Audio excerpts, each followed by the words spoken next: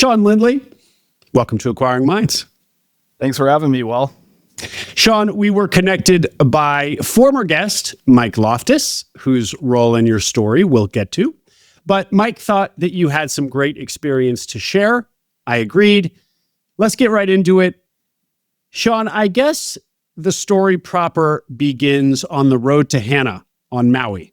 Yeah, absolutely. It's something that changed the trajectory of my professional career and why we're talking today. Just a quick background on myself. Professional career-wise, I had worked for an SMB marketing company, and in the last 10 years, I worked for a big global tech company called SAP. Rose the ranks through there. I started out selling SAP solutions, had what some might call a successful sales career. I won Rep of the Year a couple times. I moved into leadership and started leading direct sales teams and had a lot of success there, and then became an RVP there for SAP. I loved my colleagues. I was so grateful and thankful for the life it had helped me build up to that point. And so, as some of the listeners may or may not know, 2023, 2024 layoffs had started to occur.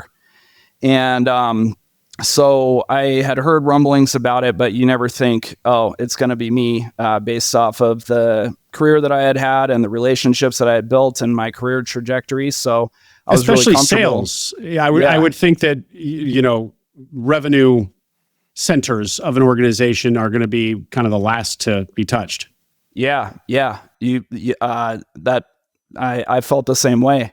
And so, I have a story of, it was December 30th of 2023, and I was in our hotel room getting ready to take a much needed vacation to Hawaii. And I was helping our sales teams knock out deals with CFOs at 5:55 p.m., right before New Year's. So got on the plane, went on a much needed vacation to Hawaii. At the time, I was really excited. I had, it was going to be my 40th birthday.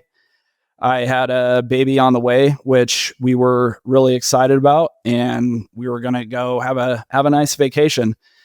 And so, January 2nd, I was on the road to Hana going for a nice little drive, and I got the Microsoft Teams message saying, "Hey, can you hop on a quick call?" And I knew what it was about because I had to, unfortunately, deliver the same message, and hopped on the call and they basically informed me that my position was being eliminated, and it was obviously a big shock and kind of like, what the heck do I do? So took the rest of the vacation. I was like, well, I'm going to enjoy it because I don't have to show up to a job. I think one of my friends texted me, there's a line in Friday. They're like, how'd you get fired on your day off? And I didn't get fired, but I got laid off. So no ill will. I still talk to a lot of my colleagues, but anyways. And Shaugn, just for a little more context, in my understanding is that in enterprise software sales, you can do very well at the upper echelons. Am I right? You are correct. Yeah. The enterprise reps, they're making well into the six figures. When you get into leadership, they provide a great quality of life. I was very comfortable in what I did. I salary plus commission plus equity in the company, which ultimately ended up helping me in the long run to acquire the business that I acquired. You can build a very nice life. So you naturally, after you get over the shock, you start making some phone calls, talking to people, seeing what's out there. I was fortunate enough to get a severance package, which helped me in my ETA search. And I'll talk a little bit about why that was important to me, to be able to dive in head first into one thing instead of trying to search on the side while I was employed. But I needed time to clear my head. And so I ended up taking a 3-week trip with our with our dog. We went down to Mexico and rented a house, and kind of just did some soul searching on what was next. I felt it was a big pivotal point in my life. I was 40, I had a baby on the way, and I needed to decide if climbing the corporate ladder was going to be for me, or if I was going to go back into ETA. So if you take a step back into the start of my professional journey, I had done ETA before I even knew what ETA was. I had worked at a franchise restaurant while in college, and I ended up buying that business from the owner who wanted to get out. And I was 23 at the time. I had no idea what I was doing, but went in there with grit and owned it for 3 years and ended up selling it. And I saw, that we made a little profit on it, and it kind of changed my mind on what the power of ETA was. But at the time, I just wanted to go into corporate and do sales. So I ended up being stuck in corporate for 14 years. But was that a good experience, or an experience that whet your appetite for more small business, or the opposite, or what? It was a great experience. I didn't graduate with a 4-year degree, so I just went to community college. And so for me, I felt like I got an MBA in how to run a business, payroll, hiring, being a leader, all the things that come with owning a business. At the time, I just was not really wanting to be in the restaurant industry. And I know a lot of guests talk about the pros and cons of restaurants. Yeah. Well, and I recall from the pre-call you saying, it basically came down to the daily grind of managing like college kids or whatever, teenagers at the pita pit, at a pita shop. Yeah. Leading 18-year-old stoners wasn't right. for me. I wanted to work with a higher caliber of people. Okay. Yeah. But still, it didn't completely turn you off to small business, just that category.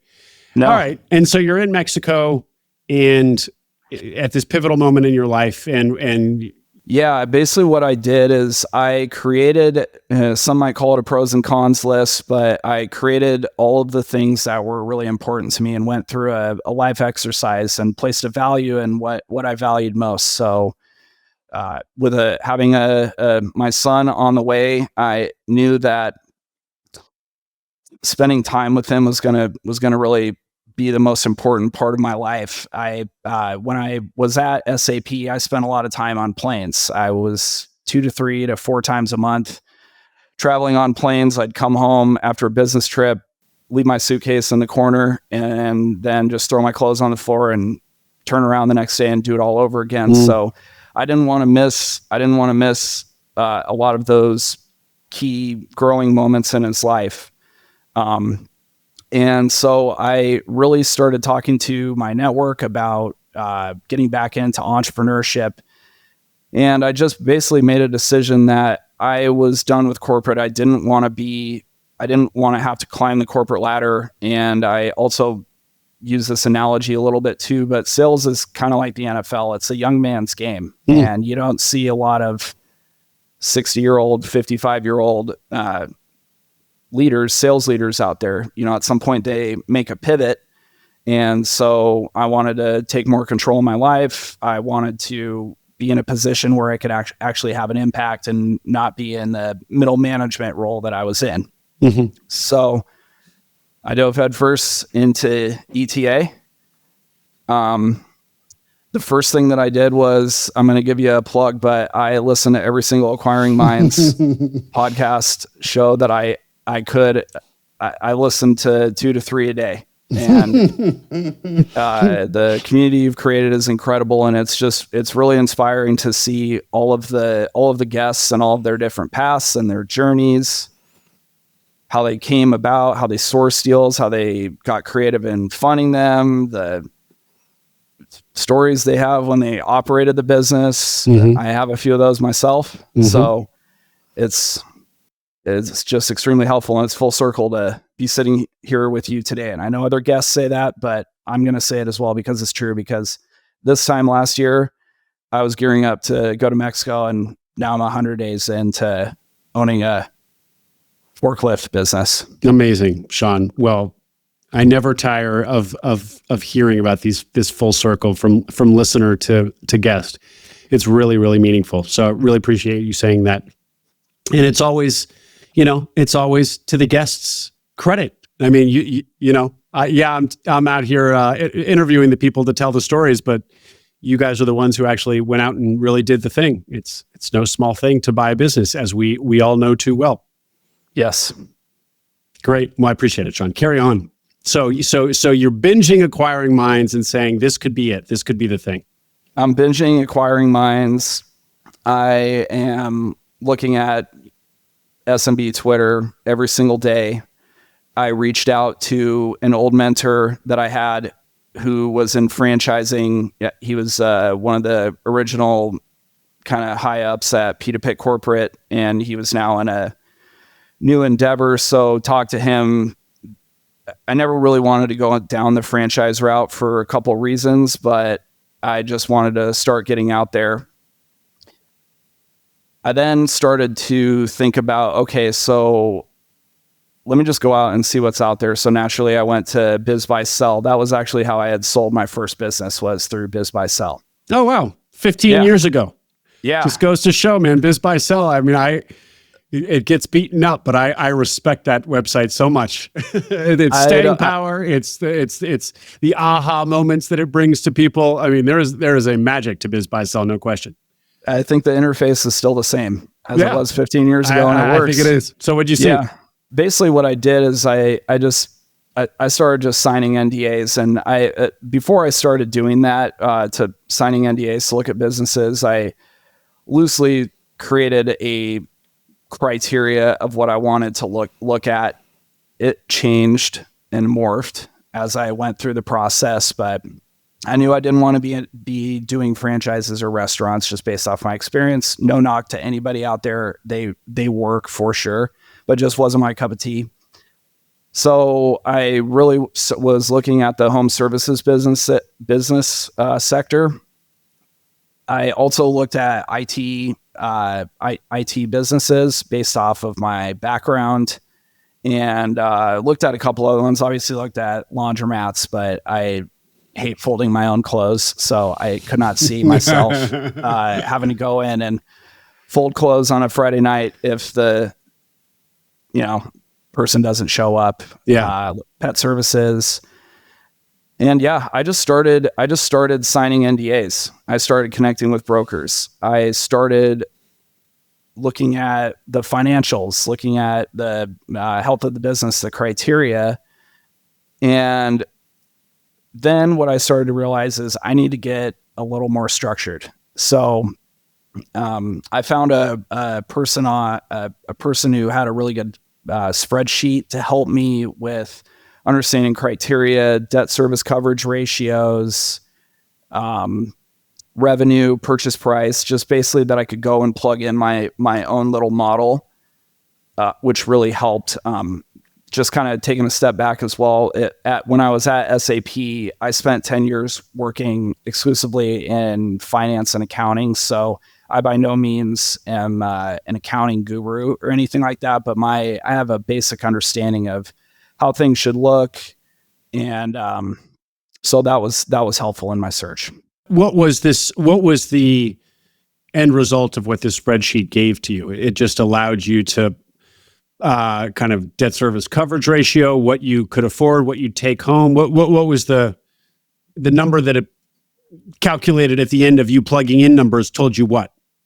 Exactly. The first thing was plugging in debt service coverage ratio. So is this even lendable to a bank? Yeah. I had it kind of side by side. I had been starting to forge relationships with lenders. I talked to friends who had done business deals. My lawyer, who is a good friend of mine, is he has a good network as well. So leaned on him.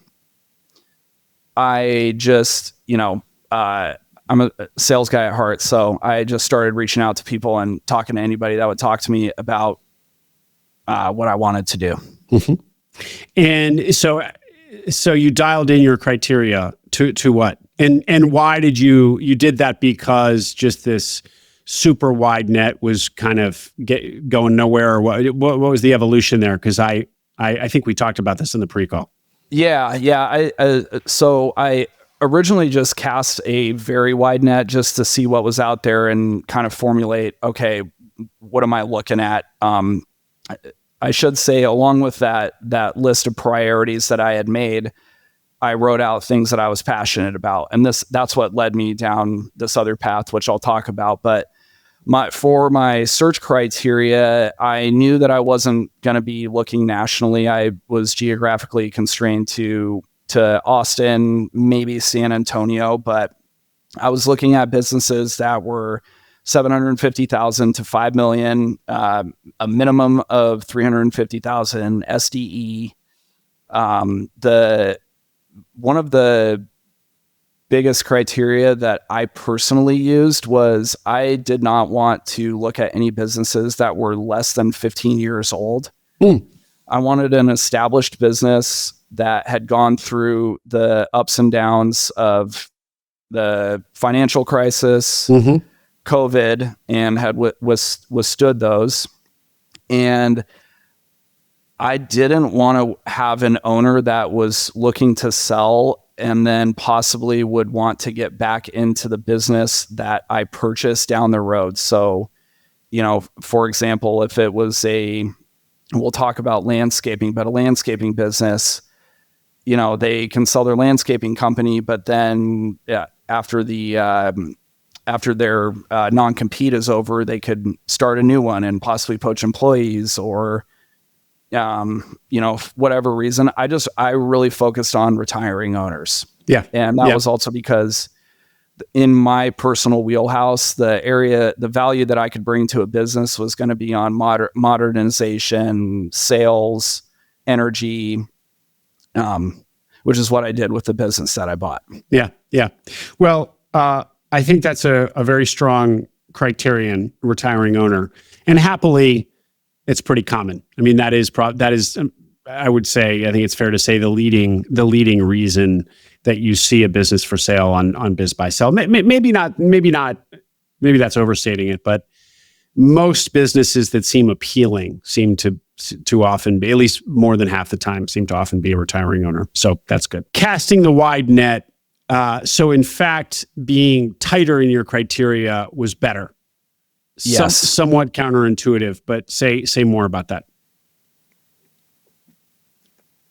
I realized when I first started, I can talk with anybody in any business, but if I was going to get anywhere, I needed to be able to speak the terminology, have a more defined criteria. I needed to build trust with the brokers I was trying to reach out to, because there are a lot of searchers like me, and how do they sift through who's serious? Yeah. And then I really wanted to go down and understand a particular industry or two so that I could understand metrics, market, how to drive the business forward, just all the different things. So what I did is I really started focusing, and this went back to what am I passionate about? And if you go inside my house, I have plants everywhere. I love plants. I love backyards. I spent a lot of time in my backyard. I did a major backyard renovation. And so I started thinking about, landscaping. It's a service, it's recurring revenue. There are some project-based revenue, so you can have a nice mix there. And I started really going down that avenue and doing my own proprietary search. So I created a one-page PDF letter with my picture on it. I had my own little palm tree emblem, and as a picture of me and my family with our golden doodle, and just said, hey, this is who I am. I'm looking to buy a business, and if you're interested, I'd love to talk about it. So I did, nice manila envelopes, did 150 mailers, got a little bit of a response. And how I was able to pull all of that information is, this is a quick plug for Fiverr, but I worked with a virtual assistant that was able to pull a set data list of landscaping companies, and I gave them all the criteria I wanted. I wanted a owner name, email address, phone number, have revenue in there if you're able to. The data wasn't perfect, but it gave me a list of 600 landscaping businesses in Austin that I could 600 target. in Austin alone? Yeah.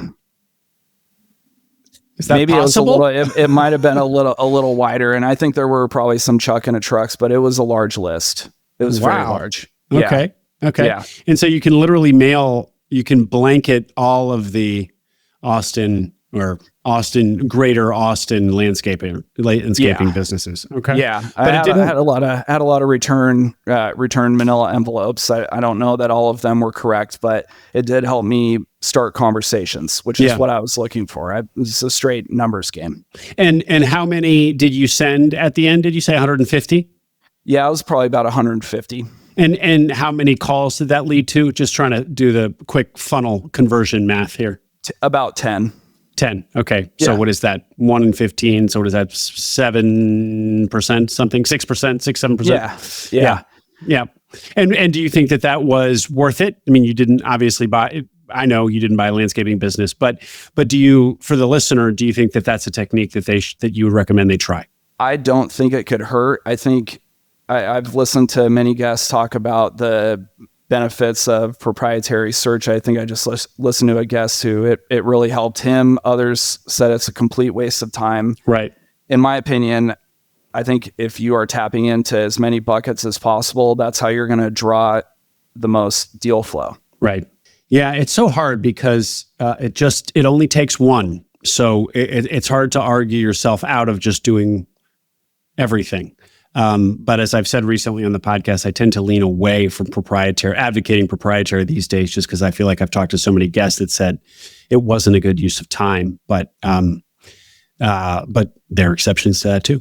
Anyway. Yeah. It's hard to really quantify it, I think, because all it takes is, it does take the one. You could also waste a bunch of time. I had a 45-minute call with a guy who in a landscaping business who talked my ear off about his mom moving in with him, and just a bunch of nonsense. So, you can also say, hey, could I have spent that 45 minutes networking with brokers or reaching out to accountants or going and door knocking on these businesses or whatever you do in your search. So it was, in my opinion, it was a numbers game. Yeah. And just curious, Shaugn, you mailed those out. Did you then follow up with an email? I did. Yeah. I had a sequence. So, mail, email follow-up, text, call. Oh, wow. Yeah. Okay. The 10 calls you had from the 150 letters, were those in reaction? Those must have been in reaction to your follow-ups. Yes. No one contacted me off the mailer. Right. It was always in the third, fourth, or fifth step. So persistence pays off. Right. Well, and this is like sales tactics 101. So you were at home at this process. Yeah. I loved it. Yeah. Okay. First person on the podcast ever to say they like this part, but good.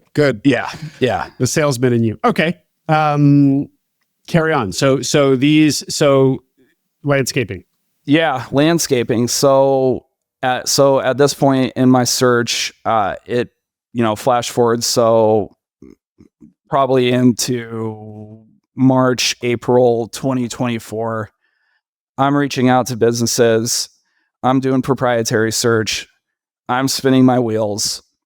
Not a whole lot is happening. And I'm just like, man, this is tough. And there weren't a lot of landscaping businesses that were even coming on Biz Buy Sell. So when I get going down one direction, I'm like, I'm going to buy a landscaping business. And so I listened to an episode of a guest that you had with, shout out Mike Loftus. I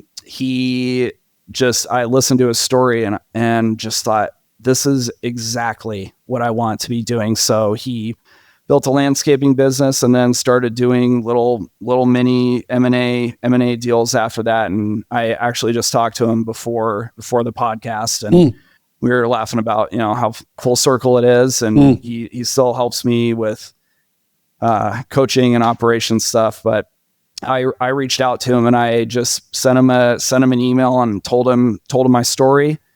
told him what I was looking for and that I wasn't here to waste his time, and I wanted to pay him for his time. I think that in order to show somebody you're serious, sometimes you gotta pay to play. And for me, I did look at some different coaching programs, and I did like them, and I think they provide a ton of value. But for where I was at in my search, I wanted to go more industry specific, because I was like, I'm going to go buy a landscaping business. I need to talk to someone who's done this 8 times. So I reached out to Mike. He accepted, and it really helped change the trajectory of my search and helped get me focused, helped me bounce ideas off of, what I was thinking, looking at the actual deals and how does he look at this and what troubles would I run into down the road. And one other point I think I just want to make as I'm thinking about going through my search is we all have these network of our advisors. We have a friend who owns a business, a friend who's super successful, and you can talk to them and they'll give you a nice, nugget or two, but no one's going to really know what you're going through on a day-to-day basis, because it is a little bit more of an isolating journey when you're going through this search. You can listen to podcasts and talk to people, but for me personally, the setting up with him, having a weekly 1-hour call to go through everything that I was looking at, I would send him an agenda for what I wanted to talk about. It was incredibly helpful and energizing, and just knowing that, hey, just keep plowing forward and something's going to come your way. And also helping you not fall into a deal because you really want to do a deal. I didn't have any sort of time limit with, I need to buy a business by October 1st, but you do feel the pressure when you're going through the search because it's costing you money. Okay, Shaugn, let's unpack some things here. That was great. So Mike Loftus, previous guest, landscaping. To be clear, Mike actually didn't buy his first business. He started his landscaping business, but learned about acquisition and has grown his business through acquisition and in the ETA community as a result. But formally, he started his own business. But what resonated with you was just how quickly he was able to grow through acquisition. So his story inspired you not to go start a landscaping business. You still wanted to buy your way into the industry and grow from there. Okay. Correct. Early interview too. I think Mike was probably in the 50s and 60s in there, I think. Yeah. Like I said, I was you really did deep in the archives. Well, deep in the archives. And so you offered to pay him for his time. The exact figure we're going to leave out, but it's a not insignificant amount. It's enough to make somebody, commit to this relationship with you and treat it seriously. It's consulting. It's really kind of in the consulting range. Somebody that is really charging a professional service fee is what you guys arrived at. Go ahead. Yeah, absolutely.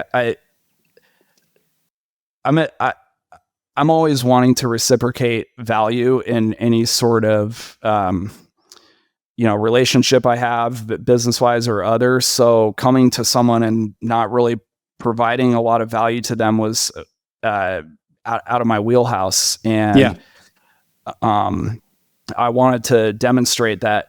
And second of all, to me, it was a drop in the bucket for the investment that I was going to be making down the road. Yep. To make sure that I had someone who had gone through this exact path to help guide me through the process. I had a pretty good baseline understanding because during this whole time I wasn't working. And so I was able to dive in 40 hours a week to really educate myself on debt service coverage ratio and operations and looking at financials and what the process was like with the SBA. So I had a basic understanding, but I needed someone there to help me in my journey. Yeah, no, I think it's a really great model. So you offer to kind of basically put him on retainer. It's your offer to him because you want to be able to pick up the phone and have a scheduled hour-long meeting, virtual phone call, Zoom call with him weekly and run deals by them in your whole process. And by the way, Mike has now, that worked really successfully with you. Mike mentioned it on Twitter, and now he's got a stable of clients actually. So he's turned this into something. And that's great for Mike, and people should feel free to reach out to Mike. But I also think that there's something generalizable here where, for the listeners, if they're dedicated to a particular industry, although you didn't buy in landscaping and might continue to be valuable, we're going to get there. But particularly if you're dedicated to an industry and you've heard somebody on Acquiring Minds who bought into that industry, you listener probably already thought about reaching out to them. Have already. And they get on the phone with you for a half an hour, maybe even longer, an hour. It's hard to ask them to do that again, and certainly not a third and fourth time. And so if you, I think you were wise to propose a financial arrangement. So I encourage the listener to, if they have somebody in mind, a guest in mind whose counsel they really seek on a regular, deep mentor-like basis, to do the same. And I bet Acquiring Minds guests, I'm speaking for all of them, all 300 plus of them, would welcome it. I mean, it really, and I guess what we're inviting here, Shaugn, is for a lot of people to email you to ask how much you offered, because we're not going to say that publicly. But it's not an immaterial amount, but it's also not a backbreaking amount. But it's an investment. Anyway, so it's a great model. So we add this model of mentorship, paid mentorship, to the other options that we see. The acquisition labs that are sponsors of this podcast, the boot camps, the accelerators. So this is one more way to get formal education, formal mentorship through your process through the search process that you sort of invented. So pretty cool. Pretty cool. And it sounds like, again, not only has it worked for Mike, but it's worked for these other clients that Mike now has. So 4 and 5 other people have liked the model and are working, searchers liked the model and are now working with Mike in the same way. So you've started a trend, Shaugn. Hopefully it can help somebody out there. And we'll need 5% from Mike down the road for the plug. No, I'm just kidding. And was there an explicit accountability aspect to this? You kind of, what you've just told us sounds like you kind of had your own accountability. It was like, okay, I have this meeting with Mike. I want to prepare for it, blah, blah, blah. But was Mike also kind of leaning on you in a sort of accountability way, like a personal trainer might? Like, Shaugn, how many emails did you send this week, sort of thing? No, I don't. If you know Mike, I don't think he's going to be like, how many push-ups did you do today? That's not enough. No, it was it was really on me to provide the whatever content or agenda, and or I would say, hey, I want to pick your brain on ABC of the operations, or how did you do this, or how do you look at this deal? It was just more for me, and I used it just kind of as a secondary, like, okay, I got this meeting coming up on Friday. I want to make sure I summarize all of my thoughts, get them over to him, and then we can have a more of a formal discussion, and he's prepared, so it's not just willy-nilly all over the place. Yeah. One feature of this communication with Mike that I recall is how one of your, I don't know if it was a thesis, but thoughts would be that you buy a landscaping business that was heavy on project and convert it into more of a maintenance business. Of course, listeners will understand that recurring revenue, what they call maintenance revenue, is higher quality revenue than project revenue, which is lumpy, blah, blah, blah. Everybody knows. It's hard to find those maintenance businesses where the revenue is mostly maintenance. You're going to pay a premium for them. But there are a lot of project-based ones. And so if you can buy one of those with the idea that you'll convert the revenue over time, I've had many guests where that kind of is what they tried to do in their acquisition. Maybe that's an inroad into your dream. So what did that look like? That conversation with Mike look like? Yeah, as we were going through, once I engaged him and we were doing our weekly meetings, I found a business that I got excited about. It was if I remember correctly, it was doing $8 or $9 million a year. The SDE, and I'm doing air quotes, was around $900,000, but it was completely project-based revenue. So the landscaping business that I looked at, and I had 2 3-hour meetings with the ownership group to go through everything. They relied on large home builders. So what they would do is they would come in and do the landscaping after a large home builder like Lennar would build 200 houses kind of on the outskirts of Austin. So the last piece of the puzzle for building the home was going in, laying the sod, doing the sprinkler systems, the irrigation, and planting the oak trees, because we have a lot of oak trees here in Austin. So I went in and I started looking at the business, and they had a ton of equipment that was not being put to good use. They had the profit margins were very slim, and they relied on these relationships. I think they had 10 total home builder relationships, but in reality it was 5. And so I was looking at it and was thinking, oh man, I could get my hands in this, get experience in landscaping, and then try to start converting it over to more of a maintenance business. Because when I set out on this initial business buying criteria, I really wanted recurring revenue. I wanted maintenance. I wanted a very healthy mix of that. For my particular taste, project-based revenue was not what I was looking to do.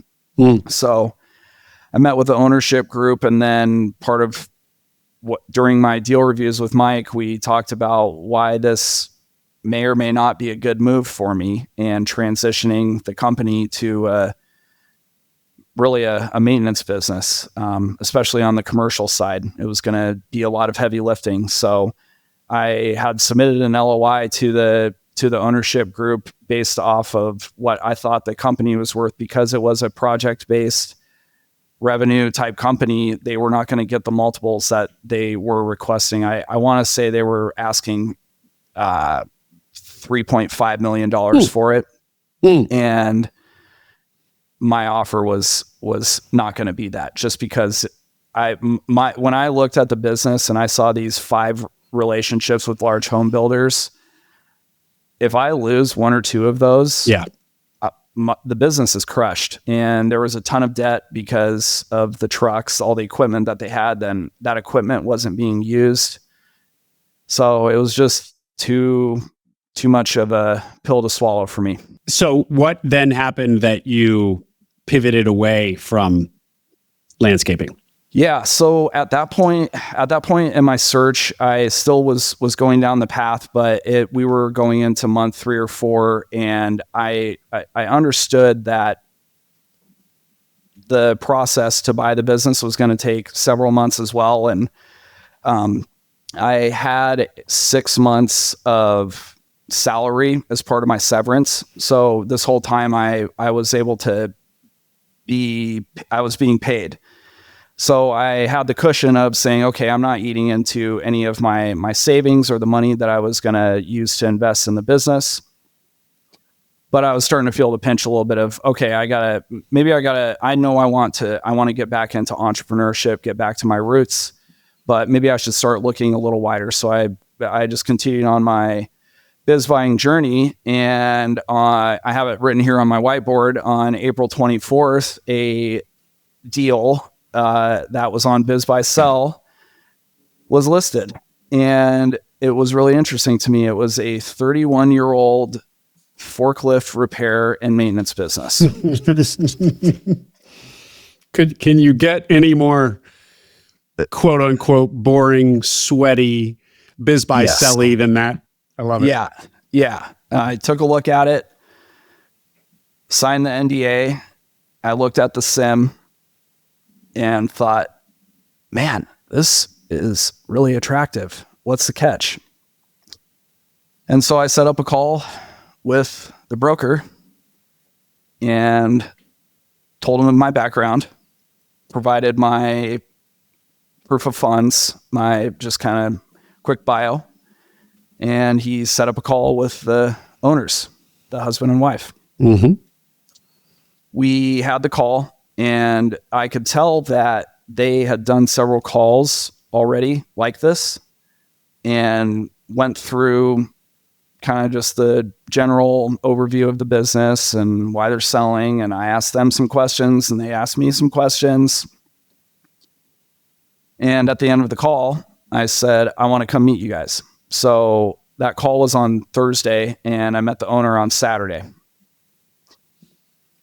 I go out and meet the owner. He's been in the forklift industry for 40 plus years. He is about as straight as they come. And I will talk more about how amazing the sellers have been. I wrote on my whiteboard here too, that seller relationships matter. These people, I can't say enough good things about them. They're very high integrity people and they've helped me during the transition. But anyways, I go out and meet him. He shows me the operations and I like what I see. And I say, you know what, I'm going to do this. So I said, I'm going to submit an offer to you. Give me 2 days. I go, get my LOI drafted and I submit it. And the broker tells me, we've already accepted another offer. And I was crushed. And I just thought, why did you not tell me that you were going to be reviewing offers? But understanding the owners, they had been kind of down the line with another seller and they took the first offer that came in that looked okay. I found out later they had 7 offers and the listing had been up for 9 days. So and how did you, if you were presumably checking biz buy sell pretty frequently, had you just not checked it for 9 days? I missed it. I just straight missed it. Yeah. So as fast as you act, 36 hours after the intro call, you go visit them. 48 hours or so later, you submit the LOI. It's still not fast enough. Yeah. And you're crushed.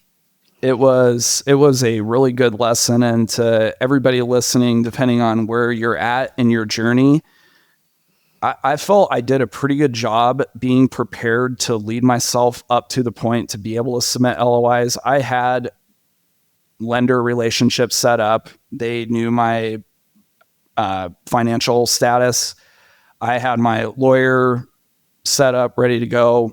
I don't think I had mentioned this, but I'd even created a website, ShaugnLindley.com, just to send in my email signature and give the sellers of the businesses that I was looking at, just give them a window into who I was as a person and what I was trying to accomplish. I just felt like it gave me a little bit of a leg up. It was a simple, little 3-page thing. It's not like, Shaugn Lindley Capital Partners and Associates or anything like that. It was just me being a real person. Like, hey, I'm looking to build a family business. Here's my background. If you're open, let's talk, kind of thing. I assume it was similar to what the PDF that you mailed out. Correct. So even with all your ducks in a row, you were pretty organized. You still, what is the learning there that still don't take never take for granted urgency, always act with urgency? I think act with urgency. If you find something, if I'm looking back, I probably could have gotten the LOI out or came with one because I knew I was very interested in it. I probably could have had one and I just, for whatever reason, waited 48 hours just to do some updates on the LOI template that I had.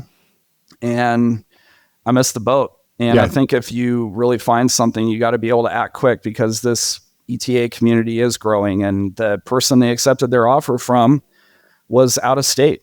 They were not in Texas. They were not in the Austin area. So flash forward, they started going through their due diligence period. And this is another lesson. I didn't check in with the broker and I didn't follow up. I wished the seller good luck. And I said, if things change, let me know. But I never followed up after that. And I got an email about 2.5 weeks later from the broker saying, "Are you still interested? The deal fell through."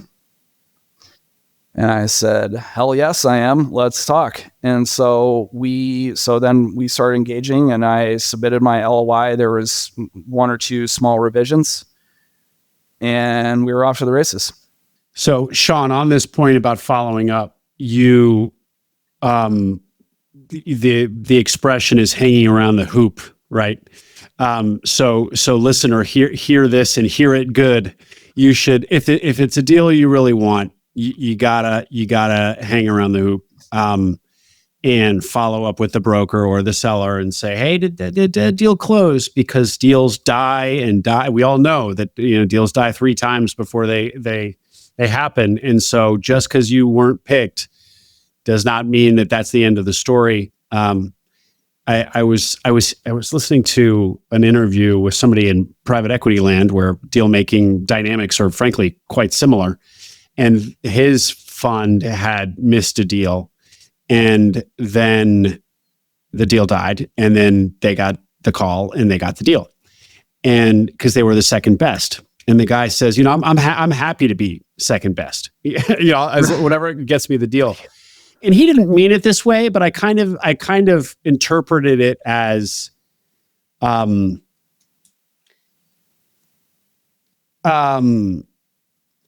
try to be the best. try to be the best, searcher, listener. But if it's a competitive process, searchers are going to be at a disadvantage. You are very unlikely to be the strongest offer from a financial perspective. So it's almost like try to be think about yourself as the second best.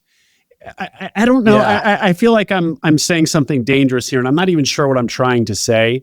But you're not going to be the first best, almost certainly, but be the second best. Be the one that they want to call when that private equity firm or that strategic pulls out. Then be the one that are like, "Oh, we got to go with Shaugn. He was great. We liked him so much." Be that guy. Be the second best. I don't know. What do you think, Shaugn? Yeah, no. I always try to put myself in the other person's shoes. How do they view it? What are drivers for them? How are they making this decision? And every single person is going to be different. And there are also a lot of parties that are involved in these transactions. Brokers, advisors to the owner, their legal counsel, their friends, whatever their wants or desires or needs are post-sale. So that can also change the same way that my journey changed or my criteria changed or what I was looking for. Their criteria can change as well. They may have started out saying, "I want top dollar for my business."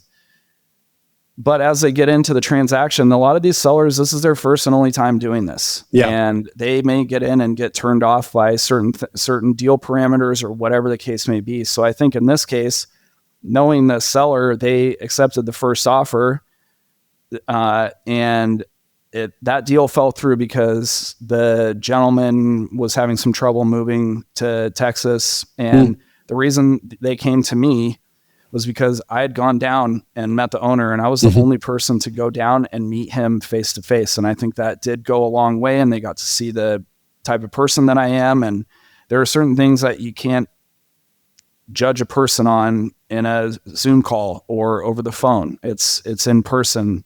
So I think that did give me a little bit of an edge. And the other thing about this whole positioning yourself to be the second best or get the call when the deal falls apart, hanging around the hoop, is, of course, never assume the deal is, never always act with the utmost professionalism, never burn the boat, burn the reputation, as disappointed or frustrated as you might be, always be projecting, that you're a competent and professional person that they'd want to do business with.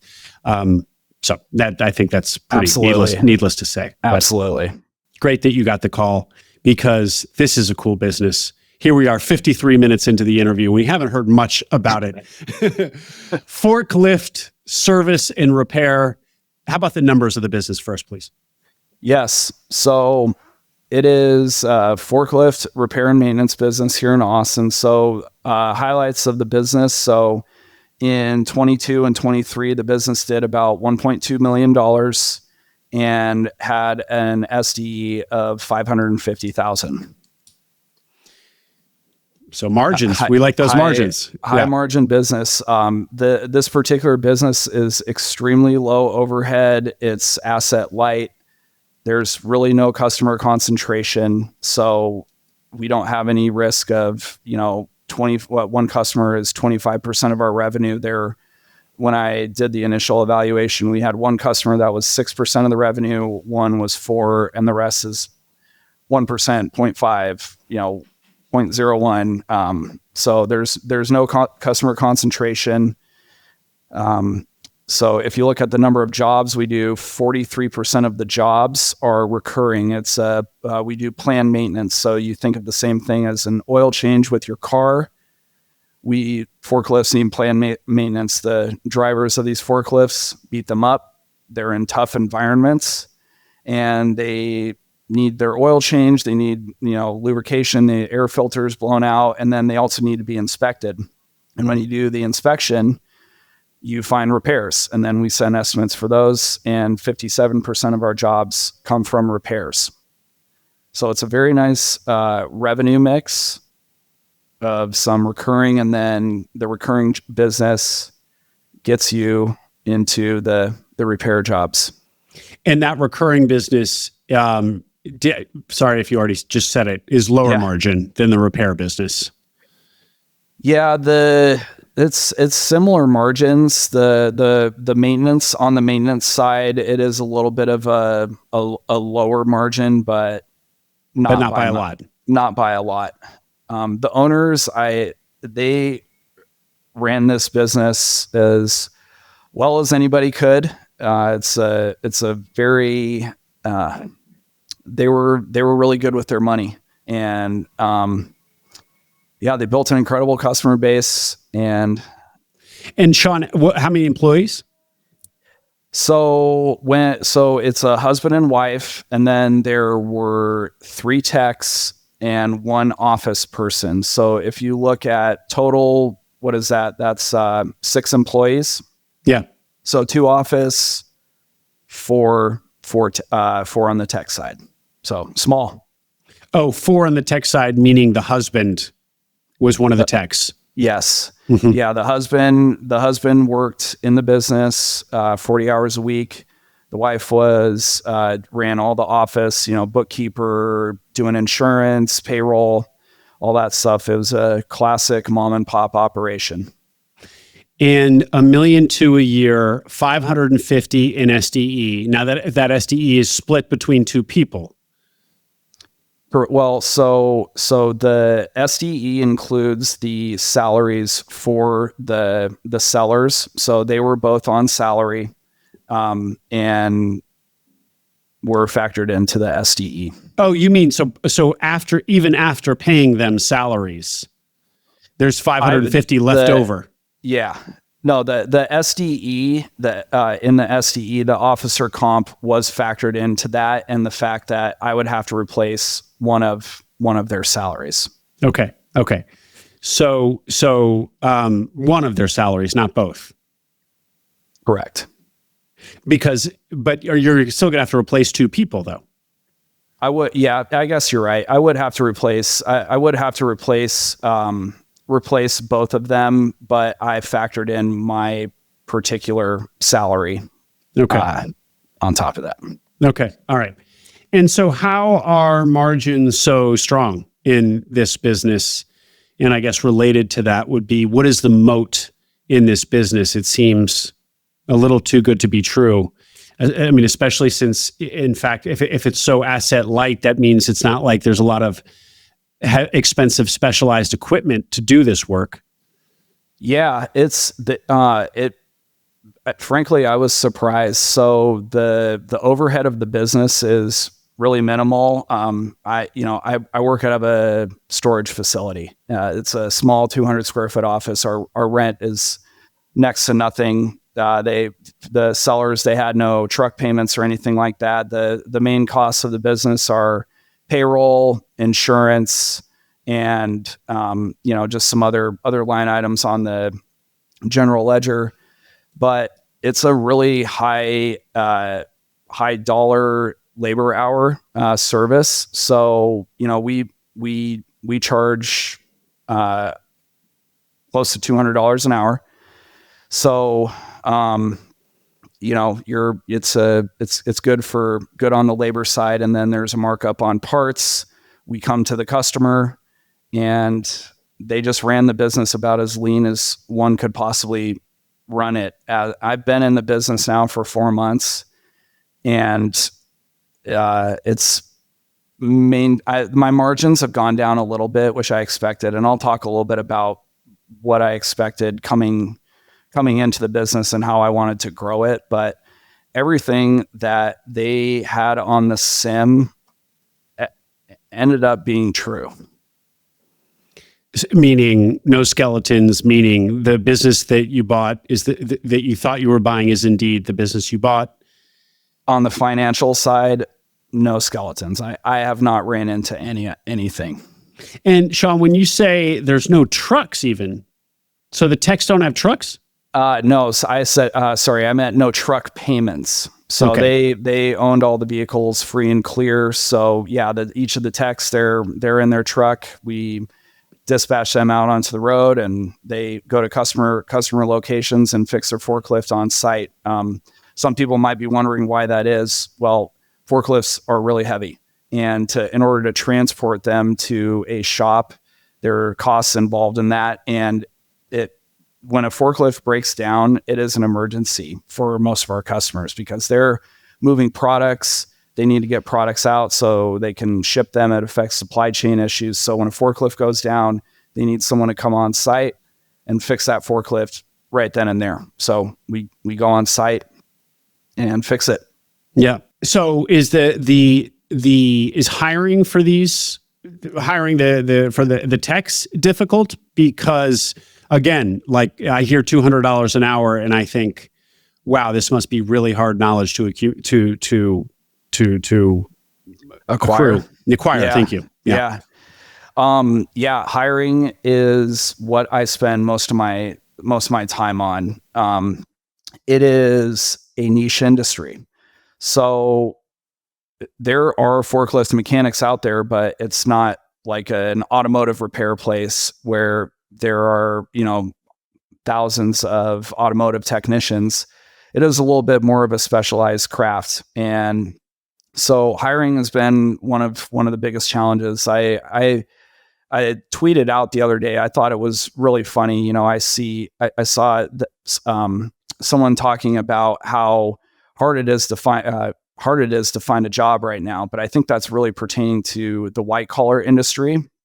I think if you look on the blue collar side, and maybe we shouldn't even call it blue collar, but if you look on the trades side, the supply and demand is really in favor of the technicians. At least that's been my experience. And some of my friends that I've talked to that own other service-based businesses, like it's hard to hire techs. And I really think that the industry needs to come up and a little bit in terms of what pay should look like, because I think just a lot of technicians bounce around because everyone's paying the exact same rate, and it causes a lot of turnover, and it's really hard to retain employees. So what we've started to focus on is how can we examine and maybe eat into our profit margin a little bit and find good quality people that are going to stay with us and start to get in our program and provide our customers with the excellent service that they have been used to for the last 31 years. So the rate inflation of tradespeople continues. Because to retain them, you got to pay them more, and so on it goes. Yeah, but good for them. I mean, it's great. Not for you, but for them, it's great. How does one even become a forklift technician? Is there trade training for that? It's so narrow. It's pretty narrow. So most of our technicians and most of the technicians that I interview have worked in some form of they've been diesel mechanics, some have been automotive mechanics, and they just have somehow moved over into the forklift industry, there are two schools here in Austin, technical schools that have degrees for automotive and diesel technicians. So some companies, there's here in Austin, there are really big national players, and there aren't a lot of mom and pop type shops. So the big national players have programs where they bring these technicians in. They'll offer them a sign-on bonus. They will pay for some of their tuition reimbursement, and they'll get them in and they'll just put them in their program and hopefully try to grow their career. So what our strategy is we try to target some of those technicians that are 2 years out, maybe not 2 years out of school into these companies, maybe not making as good a pay or looking to grow their career. And those are the employees we target. We also have one certification that you have to get through the Texas Railroad Commission, which is you have to become LPG certified, which is liquid propane gas. A lot of the forklifts operate on liquid propane. You don't want a novice working on those for obvious reasons and blowing up the forklift. So you do have to get a certification there. So just to recap, a high margin business, B2B, recurring revenue, a nice blend of recurring and repair, a slightly higher margin repair revenue. Critical.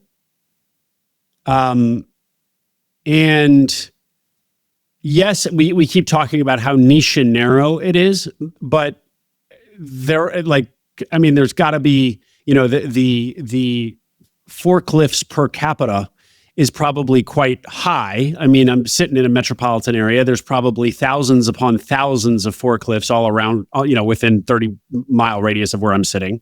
Yeah. So it's probably not so narrow. And yet I've never heard about this business. What gives? And should other searchers be looking at them, except not in Austin? Yeah, except not in Austin. The owner told me, and I think I wrote this down somewhere, but anything that a man can't lift, they need a forklift. And when you look at the industries that we support, we help companies move things and we help companies keep their business running on time. And that is really critical. And so warehouses, construction, there's a lot of different industries that we support. The area that we happen to be in, I feel really, really fortunate to be in this particular sector. So if you look at the growth that's happening in Austin, everyone knows it's been growing crazy over the last 5 years. San Antonio is a large market, and we're just right outside south of Austin. We're in a city called Kyle. So our technicians can service Austin and San Antonio within an hour. And so to me, when I look at that and I look at all the warehouses going in our particular I-35 corridor, we have Tesla coming in. We just landed an account that wasn't here 3 years ago. This business wasn't here, and they bought a 200,000 square foot warehouse, and they are one of the raw material suppliers of Tesla. Mm-hmm. And they bought a bunch of forklifts, and the company they bought them from, they weren't getting good service, and they called us. So there's areas of opportunity like that. And maybe we can talk a little bit about why I was so excited about this particular business. And, but there's a huge demand here. And the hardest part for my job, my hardest part of my job is just finding technicians to be able to fulfill the demand, because I think you can sell you can grow the business and sell more accounts, but you just need to make sure, like in my old life, I would just I'm running super fast and selling accounts, but here I have to make sure that I keep our current customer base happy, that we are providing quality A+ service, because we do a fantastic job, and that's what our customers expect from us. But I don't want to grow too fast and not be able to fulfill the demand. And so it's kind of a slower pace than what I'm used to, but I'm getting Right. used to it. And Right. we're doing some things to build some infrastructure to be able to move fast down the road. Yeah. And I guess if you had to choose, better to be supply constrained than demand constrained. But yeah, still a sticky problem. I do want to hear about why you like this particular business. I'm watching the time. We're bumping up against it. I also want to hear about the transaction. But before that one, so you glanced off something that we should double click on, that the traditional source of service and maintenance for a company that buys forklifts is the very dealer that they got the forklifts from. Why does that channel not basically keep you blocked out? I guess you've answered it. Sometimes those dealers just don't provide good service. Like why does your, as the private equity folks will say, why does your business have a right to exist? Yes. If you look at the current model, so on the new forklift distributor side, there are a certain number of players in the marketplace, and they sell the majority of the forklifts to these businesses. And frankly, if I was a warehouse owner, I would buy from them. Yeah. Most of them provide 1 to 2 years of maintenance services that are included with the purchase of the forklift. And then after that, you're free to go. And you can continue staying with that particular distributor or, company. And most of our competitors, if you look at them, it's sales, service, parts. Some of them offer forklift operator training, but that's the model: sales, service, parts. Yeah. And so a lot of these companies, they are either not happy with the service, or it takes a long time for them to get their forklift fixed. And I think there's because of the lack of supply on the technician side, there is a built up demand. Sometimes companies have to wait 3 to 4 weeks to get a forklift fixed because they're waiting on parts or whatever reason. And then they have to rent a forklift to keep their operations going. And those rentals are really expensive.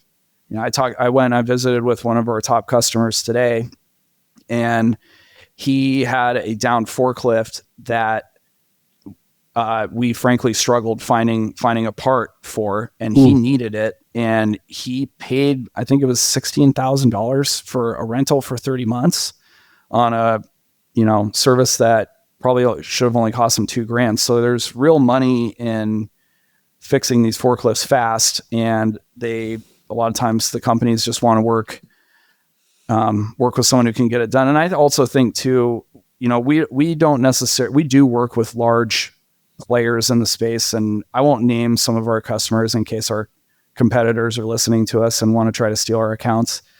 But we work with very large companies, but that's not really where our specialty is. And I think when I talk with a lot of our customers, they kind of like the idea of working with a little bit of a smaller mom and pop shop. And they're frankly turned off by a lot of these big PE type companies that they work with. And they like that our techs personally text them, and they know the people in our office and like that smaller feel and want to develop a relationship. And I think it works. It clearly is working, Shaugn. And it's like, I think we're both really excited about the model. Yeah. But in some ways though, just kind of analyzing this, in some ways, this is, you're getting the overflow of these other guys who really own the relationship first, the distributor. And Correct. then, and so you hope that they underservice their customers so that those customers then turn to you. I think in the past we hoped, and I think we did a really good job through word of mouth because the sellers, the seller that I can't say enough good things about has fixed forklifts for 40 years. And the guy he's the best mechanic in the area of Austin. I'm convinced of it. Yeah. So our customers like that aspect, but I don't think hope is just a strategy. What I'm really excited about with this business is bringing it into the 21st century. And we talk a little bit about that with the sellers. But when I saw this business, I about jumped through the roof because the website was, from 1999. I have a tweet about it. They were not on Google. You literally could not find them on Google.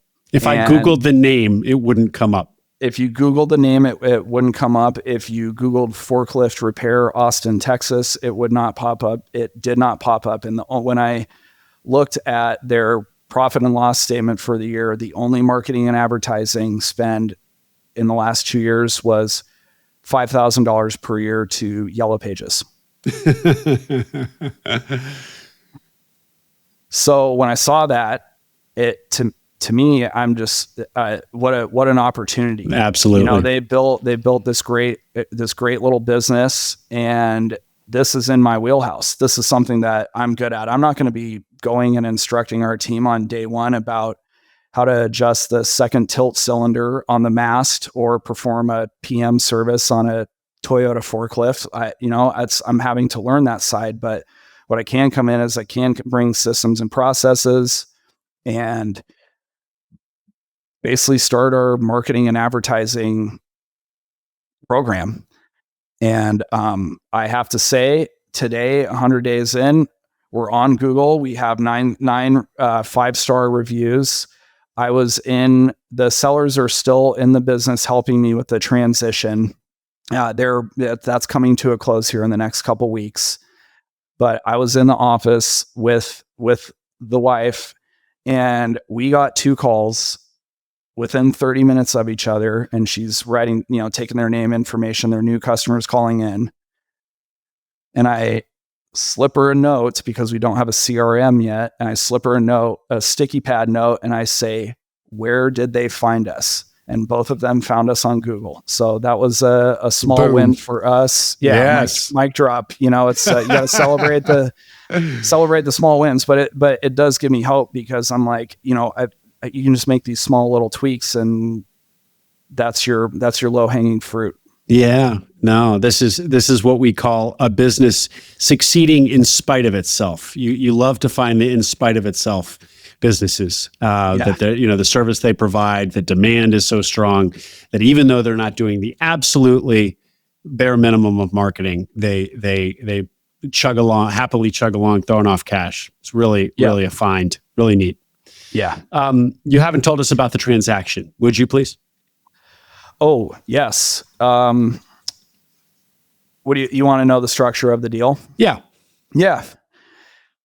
So I wanted a little bit of a skin in the game from the owner's standpoint. It was really important for me, along with going back to having a coach. It was also important for me to try to find a seller that I could have a relationship with, and also they have a little bit of a, whatever that saying is, carrot on the stick or whatever. But I wanted them to have to answer some of my questions or phone calls, because I owed them a little bit of money, right? So the way I structured it was pretty simple: 80% SBA, 10% seller, 10% down. Great. And what was the multiple on this 550 SDE business? It was a 2.7 multiple, and it was listed at that price. The listing price was a little more, so they listed it for $1.8 million. Okay. And why do you think they chose that price and that multiple? I think they put a 3x multiple on the revenue and valued the tools and equipment and furniture at $150,000 or whatever it was. They put a 3x multiple on the revenue or on the earnings? On the earnings. A point I wanted to make to everybody out there is I developed relationships with 4 lenders. So once we agreed on the deal terms and knew the multiple and the purchase price and the seller financing, I moved to the financing portion of the SBA. It was really important to me, and this is something that Mike helped me with. On the working capital front, I really pushed on the banks to get the most amount of working capital that I could, and I really pushed on them to get a line of credit. The reason I did that is because I had listened to, I think one of your guests, Adrian, was talking about some of the troubles that he had gone through with getting trucks financed. And I had remembered back in my initial ownership phase when I owned the Pita Pit that it's hard to get loans, right? If you haven't been in operations for 2 years. And in this case with this business, we did an asset sale. So for those who don't know what asset sales are, but we basically I started a new entity. And even though this business has been around for 31 years, in the view of the lenders and the banks, I'm a new business. And so I don't have credit history. So knowing all that and knowing that I had these growth plans and I knew I was going to be needing to buy trucks and possibly investing in softwares and additional salaries, I really pushed on the bank to get an additional line of credit, which I was able to secure, and ended up going with Wells Fargo, which was, they were a really good partner. I can't say enough good things about them. And I was able to get prime minus 2.5. So prime under a quarter. Oh, wow. Why? How are you able to get that rate? Just they were competing for your business? Competing. Because you're such a good negotiator? No, I'm not that good of a negotiator, but I did let them know where the other banks stood. And I just am a believer in pushing 2 or 3 times to. Mm-hmm. Well, and speaking of the pushing, back to your point about working capital, so I assume in the deal negotiation, there was a working capital peg, or basically working capital figure based on historic needs of working capital. Yes. And then there was a peg that you negotiated with the seller. And then you said to the bank, I want more, I'd like more, another 100 or 200,000 to give me. How did you negotiate that out of them? Because you were basically asking for more than the standard. Yeah. So the sellers kept all the AR. What we did is that so when the business was sold, checks still come in from the previous regime on the work that they did. So what we did is I took all of the money that was coming in. I would take the checks, I would deposit that into my account, and then I would pay them out 50% every 2 weeks. And what it did is it gave me a little bit of an extra float during that initial phase, because I knew once I own the business, I'm going to be making payroll, buying parts, all the expenses and the overhead for the business. And I'm not going to have a lot of money coming in from my new entity. So we structured the deal that way for the accounts receivable. And then what I did with the bank is I drew up a figure of saying, hey, I think I need 2.5 months of working capital. And then I pushed on the line of credit to be able to purchase trucks. And I know I'm a little all over the place here, but one thing I also want to say, the reason I loved going with Wells Fargo was because when you go through the loans with these banks, you give them your business plan, you have the deal structure, you have the purchase agreement, and then you send it off to the underwriter.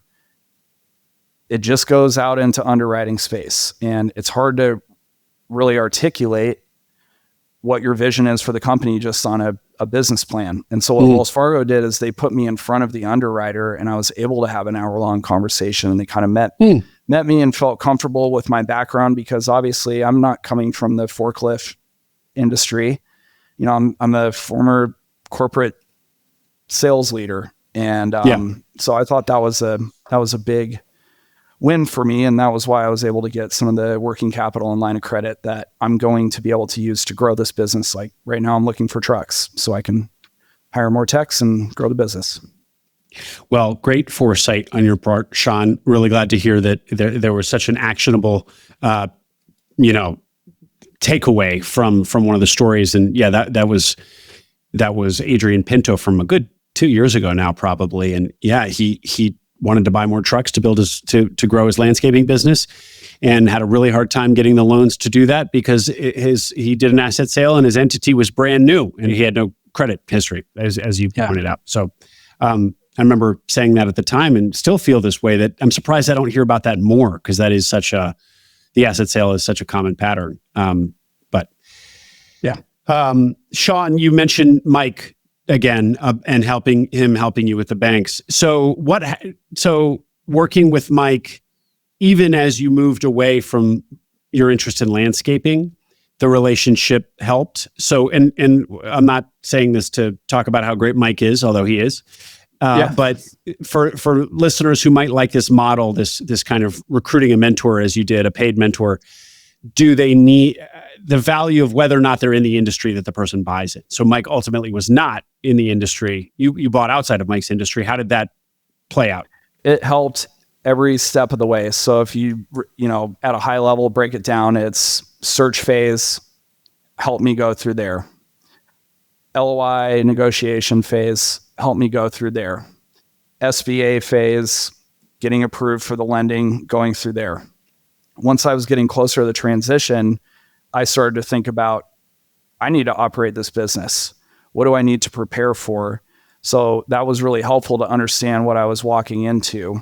One thing that I did that helped me out tremendously is the owners use QuickBooks Desktop. They have thousands of parts that they buy, and there's this big items list, and you need to be able to search for it and put it in estimates and proposals. So if I walk in with a blank QuickBooks instance on day one, we're going to have to be entering parts one by one. So what I did is I copied their QuickBooks. I worked with a consulting company to clean it up because it had 20 years of stuff in there, needed to clean it up.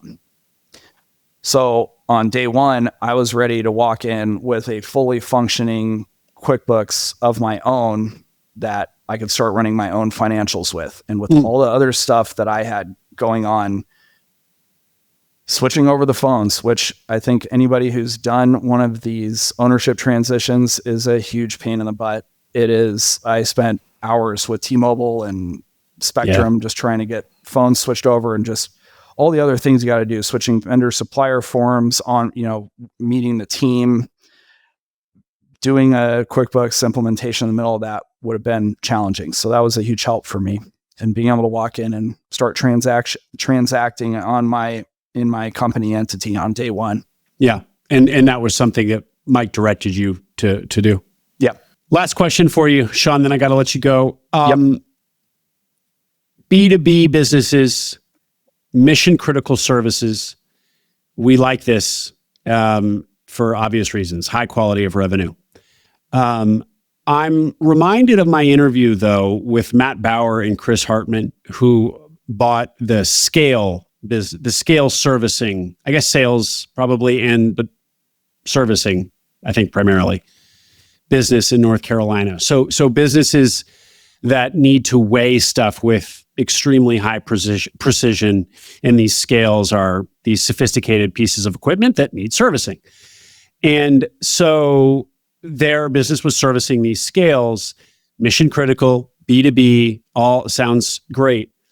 But Matt and Chris, after they ran it for 5 years, but turned out that the mission criticality of this actually kind of burned them out, because when you're the red phone that the business calls because there's an emergency, you're the one to solve the problem at 2 a.m. or 6 a.m. or whenever. And so it's actually quite grindy and high stress to have a business where you're offering a mission critical service, kind of by definition. And so, people can go listen to Matt and Chris's interview, and, they did run it for 5 years, but they were not lightweights. I mean, these were vets. They had a high tolerance for pain, and yet they still ultimately found that the business it was time to move on from running a B2B mission critical business. So there are parallels here with the forklift business. Are you worried about that? Does that resonate? Is it different in your case? How do you react? Yeah. Just quickly on the B2B side, I am very glad that I ended up in the B2B space. I was thinking, when you think about B2C, I was telling somebody this the other day, it's a little bit of a different type of relationship when you have B2B versus when it's B2C. And you step on Miss Johnson's flowers. If you're doing a home service, it's just a little different there. But to answer your question, we are mission critical, but I would just say the way that I believe it's important to set up a little bit of a moat around your business and your personal life. And if that means that we may miss out on a few calls, so be it. We are a Monday through Friday, 7 to 5 shop. I'm okay with that. If someone really, really needs our help, we can maybe talk about it. I'll give my phone number to some of the customers, but I am a big believer in trying to set boundaries. And you don't think that will impair the business, because if you're offering mission criticality as a service and then you're only offering it at business hours, that value proposition isn't as quite as strong. Yeah, well, the way that the business has always been set up is it's 7 to 5 Monday through Friday. So all of our customers have gotten used to that. Yeah, and we are here to service them absolutely as much as we can. But I also think it's important I'm in this for the long haul. I'm in this to build a family business. Yep. And I'm in this to keep my sanity. To not burn out. Well, the other thing is, and I don't know enough, but one difference might be that in Chris and Matt's case, the scale thing might be where a business, a client customer business, only has a single scale. Like they're these giant things, I guess. And so if it breaks or if it's not functioning, it bottlenecks the entire operation. Whereas maybe your customers have multiple forklifts. And so if one goes down, it doesn't bottleneck it bottlenecks it, but it doesn't arrest the entire functioning of the business because they've got the three other lifts or whatever. Yeah, that's a good question. I don't know how many scales are out there. I would venture to say there probably are more forklifts. And yes, you are correct. Most customers have 2 or more, so they have backups. And close me out, Shaugn, with your vision. Long-term family business. Yeah. What else? Yeah. Long-term family business. Holdco, buying more of these businesses, or are you going to build? Tell us the name of the business. The name of the business is R&R Lift. R&R Lift. So are you going to build R&R Lift forever, or are you going to could you see yourself buying a different business and having some sort of family holdco? Yeah, I'm in this for the long haul. I do want to build a family business. I want to have something that my son can ride around with me once he gets old enough to get a good work ethic. Long term, who knows what the future holds. I am interested in potential M&A activity in the next few years. I want to just get a steady, just kind of steady the ship right now. Sure. And grow at a reasonable rate. But I'm absolutely looking at M&A activity, looking at expanding in other cities. I think we have a great blueprint. And if you look at the Texas market, there's no better place to be. So I think we could expand in other cities. And, down the road, I want to pay off my SBA loan and have a bunch of cash flow and try to, I know everyone talks about hiring an operator, but hire an operator so I can take a little bit of a step back. I will be working until I'm 75 or 80 years old. I would go crazy if I didn't have something to do. I can only drink so many pina coladas on the beach. So here. I will always want something to do. Well, when we got off the pre-call, Shaugn, I promptly went to Google and searched for a forklift repair in the DC area and it wasn't an exhaustive search, but I couldn't find much. There were a lot of forklift dealerships like we've talked about. And so I guess similar model, they're getting the repair business, but it didn't seem like there were any businesses that were strictly maintenance and repair. So I don't know what that means. Maybe this opportunity is so good that some markets don't even have R&R lifts, businesses that are just devoted strictly to service and maintenance. So maybe there's 0 to 1 opportunities in the forklift in the forklift service business. Actually, Shaugn, how can people get in touch? Yeah, the best way to find me is I'm big on X, so just find me at Shaugn Lindley, ShaughnLindley. And yeah, I participate on X. Super. Not as much LinkedIn anymore, since that's a little more white collar. Yeah. All right, Shaugn, thanks for coming on, and congratulations on a really neat business. Thanks, Will. Hope you enjoyed that interview. Don't forget to subscribe to the Acquiring Minds newsletter. We send an email for every episode with an introduction to the interview, a link to the video version on YouTube, and soon, key takeaways, numbers, and more essentials from the interview for those of you who don't have time to listen or watch it. Subscribe at acquiringminds.co.